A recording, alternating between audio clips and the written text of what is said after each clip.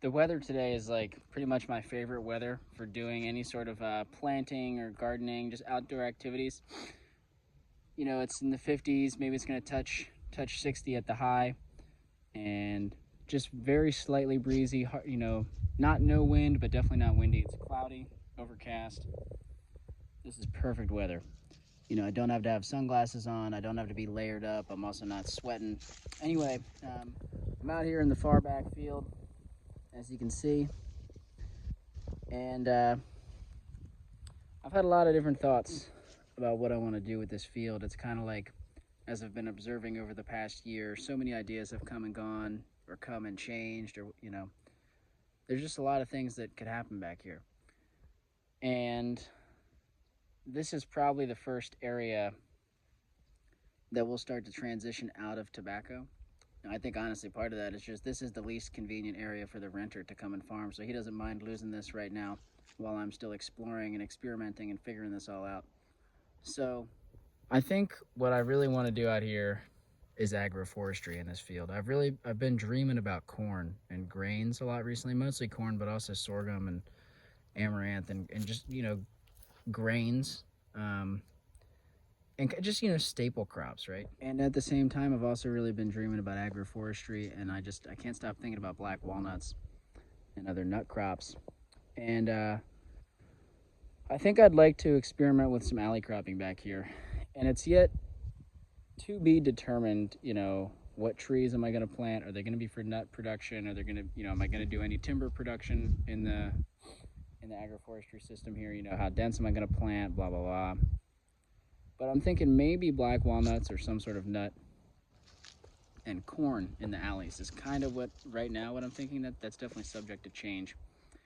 I'm still very much not sure what I want to do. I kind of want to do wide spacing here to start, to allow the row cropping to still happen in the alleys. But I think the spacing, ultimately, all that sort of stuff is going to depend a lot on equipment. What equipment do I have available to me come next year?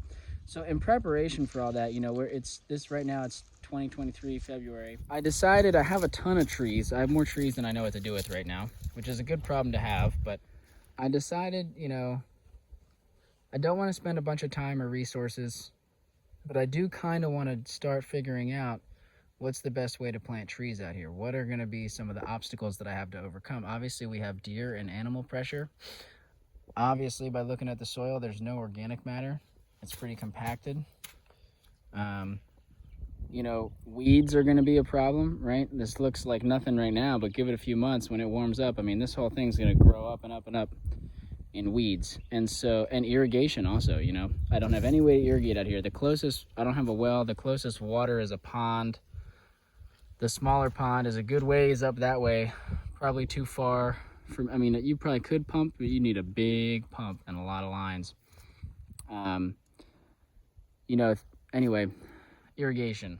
I was going to say more on irrigation, but we'll kind of table that for now. So what I've decided to do is a little test strip of trees, okay? Just because I have a ton of trees, I figured let me just, you know, I'll spend one afternoon putting however many trees I can get in an afternoon, and then I'll spend no more than, I don't know, a handful of other afternoons throughout the growing season. Like, I'll come back here and check on them occasionally, not every day, not every week, but maybe, you know, a couple times a month, come and check on them. Maybe cut some weeds back with a weed eater. Maybe, like, you know, have a big couple buckets of water in the back of the truck and water by hand, but I'm not going to fence them. And what I've been doing is I've just been coming in with been using my pickaxe and a shovel, digging a hole. And you can see here, this is a black walnut. Pretty tall black walnut. I think this is only a year old. It could be more. I got these from a friend. I don't remember exactly what he said. And I put them in the hole. I happen to have some really old eggs that I forgot about in the fridge from forever ago that are not really good for eating. So I threw one egg in each hole. I don't know. If I had more food scraps on hand, I probably would have. I didn't feel like hauling out a bunch of compost out here. It would have been great to put compost in the hole, but, you know, the eggs were easy to carry out here, and just one in each hole. Then I've just found some wood laying around, and I've made these little, you know, Just kind of surrounded each one in wood. And I've made somewhat of a bowl. I don't know if you can see with the soil here. Kind of made a little rim. So I planted the tree. This one's not quite tucked in. Planted the tree so that, you know, the root crown is even with the soil. And then I mounded up around here, making this little bowl to kind of help collect some of the water when it rains. Made a ring with wood. And then what I've been doing is, this here is, I kind of want to keep this as a roadway potentially, in case I need to get over here in the future. So I've just been raking leaves that came from the trees here, and I've been mulching with leaves. So you can hardly even see this stick sticking up here now. This is a swamp white oak.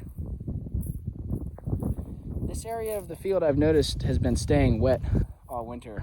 There's certain spots in some of the fields that stay wet, much wetter than other areas. So in the summertime, I think this will all get pretty dry, but I figured walnuts and swamp white oaks, they might appreciate the wetter, or be able to handle the wetter conditions in wintertime, since they're kind of more adapted to riparian zones. We'll see. So again, this is totally an experiment. You know, I'm trying to do very low effort, low energy, and we'll see. This could totally fail. You know, all these trees get eaten by deer.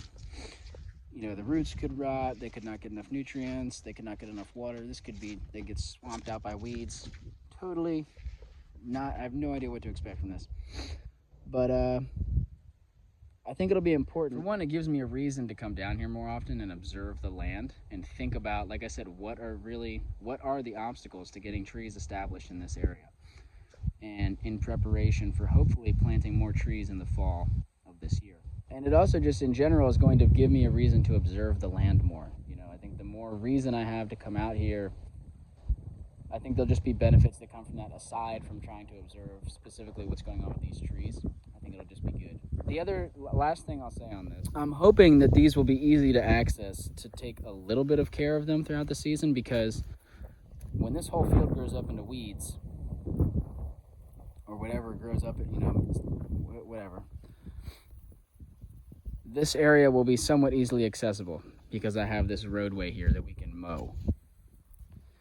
These fields, if this follows the same pattern as what happened last year on the hay fields, remember these fields are on rotation, so this was in tobacco in 2022, it's now in hay, is that they probably won't cut this for hay. They'll probably let it go to seed, and then whatever else comes up, weeds, or what I call early successional plants, will pop up and just do their thing. So this is going to turn into an impenetrable mess unless you, really have some material to cut it back with, or if you're willing to go into 6-foot tall weeds in the middle of summer. It's not going to, there won't be many briars, I don't think, or thickets and stuff like that, but probably tall, herbaceous plants is kind of what I'm assuming is going to happen. We'll see. But like I said, I should be able to get in here, take minimal care. I think honestly, as long as they don't get eaten by deer or rot away in the soil, I think there's a chance for these trees, you know. If they can handle only getting watered a few times a month and weeded a few times a month, I mean, I think I can get back here and cut the weeds back once or twice a month and hand water. So if they can manage, and I'll add mulch too as I'm weeding and stuff, we can kind of chop and drop. So yeah, I'd like to be under 16 hours throughout the whole season on this whole project. I think I can do it. Anyway, I'm going to get back to spreading some more leaves and then decide. I have a ton more trees I could plant. I don't know how much more time I want to spend out here today, because there's other things that I want to be working on, so we'll see. But yeah, that's that.